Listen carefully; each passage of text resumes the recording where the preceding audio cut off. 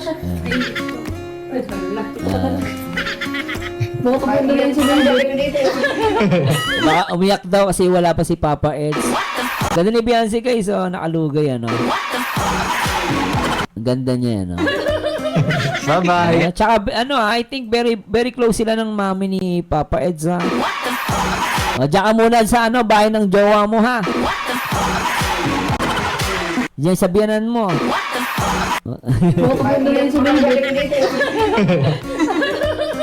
Bye-bye. Magandang mag-iyak. Si Papa Eds. Tara, bye-bye, Bian. Mag-base ka na, Bian. Lang ka. Grabe ah.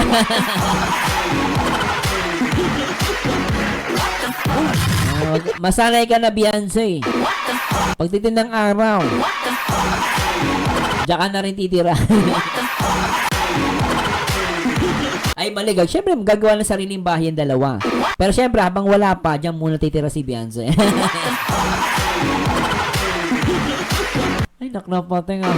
Yan guys, legit yan ah. Ba't Sir Marzano? Eh nasa bahay ng jowa. Eh di legit. Grabe ano. Yan din. Miss ka na dyan. Bye, Mili. Bye, ano. Hindi siya magbibihis Paano doon. nyo? Sana all.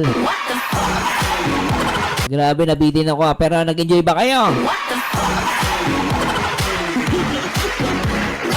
Ako nag-enjoy ako kasi talagang nagpaiwan sa bahay si Beyonce sa kay Papa Eds. May live selling pala sila rito. Ay nako.